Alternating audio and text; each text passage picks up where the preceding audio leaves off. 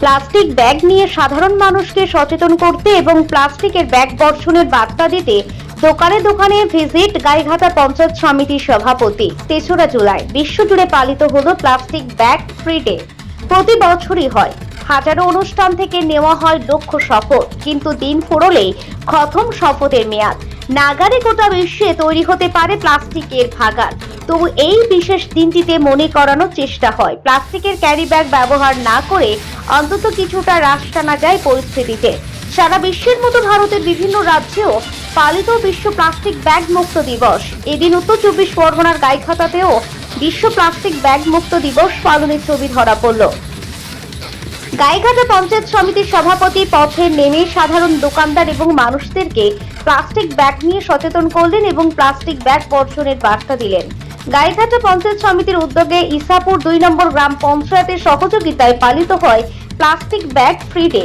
এদিন ঠাকুরনগর বাজারের বিভিন্ন দোকানে গিয়ে প্লাস্টিক ব্যাগ বর্জন করতে বলা হয় এবং তার পরিবর্তে কাপড়ের ব্যাগ ব্যবহার করতে বলা হয়।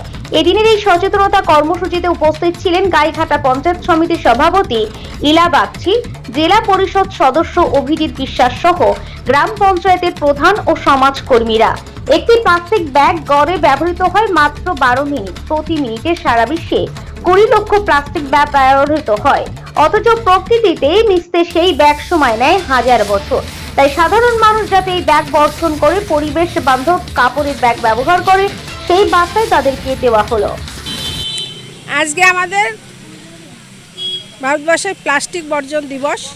সেই দিবসে আজকে আমরা ইসাপুর 2 অঞ্চল থেকে আজকে আমরা প্রত্যেকটা দোকানে দোকানে এই ধরনের কাপড়ের ব্যাগ আমরা তাদেরকে দিচ্ছি এবং যাদের দোকানে প্লাস্টিক থাকছে, এই যে প্লাস্টিক আমরা সমস্ত প্লাস্টিক তাদের থেকে নিয়ে এই ব্যাগে করে নিয়ে যাচ্ছি। এটা বর্জন করা হবে আমাদের SLWতে এবং আমরা প্রত্যেকটা দোকানে সচেতন করছি যে আপনারা এই ধরনের ব্যাগ যদি তৈরি করতে চান, আমাদের সেলফ হেল্প গ্রুপের মেয়েরা তারা এই ব্যাগ তৈরি করে দেবে তাদের স্বল্প মূল্যে।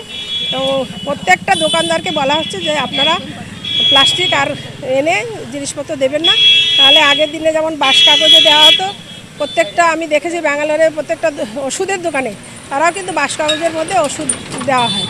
প্রত্যেকটা ওষুধের দোকানে আমরা সেই ধরনের বলেছি যে তারা যেন সেই ধরনের কাগজে ওষুধপত্র দেয় আর কি।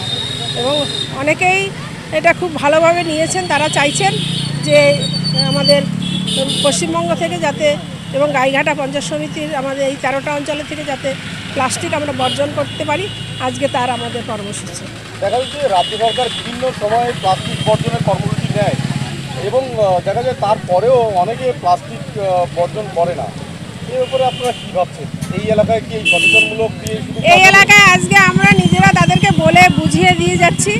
পরে আমরা যদি আবার 1 সপ্তাহ পরে আমরা আবার দোকানে দোকানে আসব, যদি আবার এই ধরনের প্লাস্টিক থাকে আমরা প্রশাসনের দ্বারস্থ হয়ে প্রশাসন নিয়ে এসেই যাতে সমস্ত দোকানদাররা প্লাস্টিক বর্জন করেন, প্লাস্টিক দেওয়া তারা বর্জন করেন।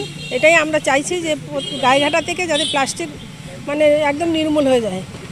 কি বলছে যে মানে যে সমস্ত মানুষের কাছে যাওয়া হচ্ছে আপনাদের, তারা বলছে যে সারা ভালোই পাওয়া যাচ্ছে এবং তারা বলছে যে আমরা ঠিক আছে, আমরা সেলফ হেল্প মেয়েদের কাছ থেকে যোগাযোগ করে আমরা তাদের থেকে ব্যাগ নেওয়ার চেষ্টা করব।